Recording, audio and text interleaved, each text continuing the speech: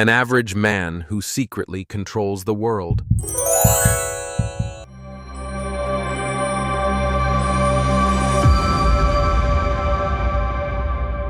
Si Rodney, 18 taong gulang, nag-aaral sa kursong BS in Electrical Engineering, malayo sa kanyang mga magulang at mga kapatid. Kasalukuyang nakatira siya sa isang apartment sa isang mayamang syudad kung saan siya ay nag-aaral. 3 taon na ang lumipas nang huli itong nakauwi sapagkat nagtatrabaho ito sa gabi, habang sa araw ay pag-aaral ang kanyang ginagawa. Habang naglalakad, sa kanyang isipan ay natutuwa ito dahil makakauwi na siya upang ibalita ang magandang nangyayari sa kanyang eskwela. Bago natin ituloy ang kwento, nais ko lamang humingi sa inyo ng isang like, share at subscribe. Napakalaking bagay nito para sa atin upang makapagpatuloy at ma-improve ang mga materyales upang mabuo ang ating mga content. Libre lamang ang ating mga kwento na orihinal na akda ng inyong lingkod, Romelion, at ito ay mababasa rin sa Wattpad.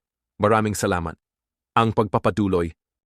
Nagsimula ang kwento noong natulog siya dahil sa pagod sa utak matapos ang kanilang buong araw na exam sa klase sa loob ng 3 araw na magkakasunod. Iyon ay ang kanilang final exam upang makatawid sa susunod na taon sa kolehiyo. Bago pa man matulog ay kinutingting muna nito ang kanyang cellphone na nakaugalian na nitong ginagawa upang mabilis dalawin ang antok. Makalipas ang ilang minuto ay nakatulog na ito. Naiwan ang kanyang cellphone na bukas sa kanyang palad. Sa ilang saglit pa ay nagbukas ang isang notification sa kanyang cellphone, kasulog pa nito ay makikita na rito ang isang countdown, 9, 8, 7, 6, 5, 4, 3, 2, 1, 0. You will be teleported electromagnetically. Biglang naglabas ng maliwanag na uso ang cellphone na bumalot sa buong katawan ng binatang tulog, matapos ay hinigop nito ang buong katawan ng binata sa loob ng kanyang cellphone. Umalog ang cellphone ng bahagya at pagkatapos ay nawala na parang bula. Naiwan lamang ang bakanting kama. Bago tayo magpatuloy, nakapag-like o subscribe ka na ba? Kung hindi pa, please naman huwag ka nang madamot. Napakalaking bagay niyan upang makapag-improve tayo ng video. Maraming salamat. Ang pagpapatuloy. Lumipot ang eksena sa isang malawak na kwarto na aakalain mong isang kwarto ng hari sa isang palasyo dahil sa mga mamahalin nitong kagamitan na nakapalibot. Namulat ang mga mata ni Rodney na nasisilawan ng araw na sumilip sa bahagyang nakabukas ng kortena, ang kanyang mukha habang sa kanyang palad ay ang kanyang cellphone. Una nitong napansin ang kanyang cellphone na may notification na transfusion successful. Dahil sa kanyang pagtataka ay pinindot nito ang message, kasunod ang sunod-sunod na mga instructions at tutorial na kinakailangan nitong gawin upang maabot niya ang goal ng laro. Ang laro ay isang Monopoly game application. Kinakailangan niyang mapagtagumpayan ang bawat quest upang tanhaling panalo sa huli. Sa mga nakalipas na linggo, si Rodney ay nakapag-download ng isang larong Monopoly. Ito ay isang sistema ng pagkontrol sa negosyo at pera ng pamamalatal ng ari-arian at ang konseptong pam-ekonomiya ng eksklusibong kontrol sa merkado ng isang magbebenta.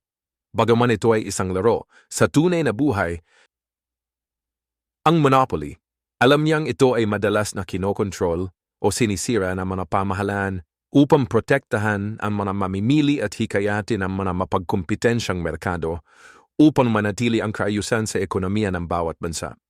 Subalit sa nakalipas na araw, habang kanya pa lamang itong nilalaro sa cellphone ang game platform na ito, siya ay naging gahaman sapagkat nais niyang maabot ang pinakasukdulang premyo sa laro, ang Mystery Gold na nasa pinakaibabaw ng dashboard. Napakaluma na ng game app para sa 3 taon nitong pananatili sa Play Store na may pinakamababang rating. Katunayan sa isang survey ng mga game app, ito ang may pinakamababang ratings na nasa 1,500 user downloads lamang, subalit ni isa sa mga player nito ay hindi umabot sa kahit kalahati man lang ng goal. Sapagkat alam nyo na ito ay napaka-boring laruin lalo na kapag naabot na ng player ang goal na maging top 1 o mabili na nila ang lahat ng kanilang mais bilihin sa loob ng laro. Nakahanay ang mga pamalan ng lahat ng mga naging top 1 player sa loob ng mga naalipas na 3 taon nito sa Play Store.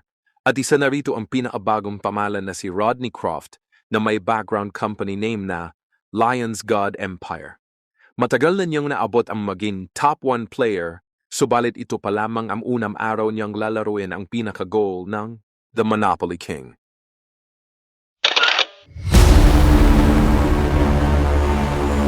Mga kamotur, kasunod na ang pinakaumpisa ng kwento. Kailangan ko lamang ng 100 likes sa episode na ito upang maka-upgrade tayo ng video materials sa mga susunod na upload. Maraming salamat at God bless.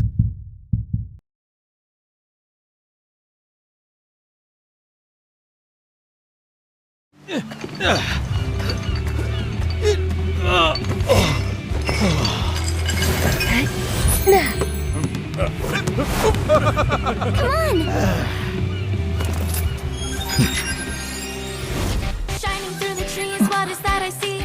Are you smiling down on me? Look, it's the adventure! And soon I'll have you in my arms.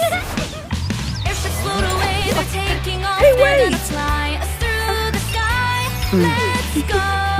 I look back and it's been you from Got a new the mission. start.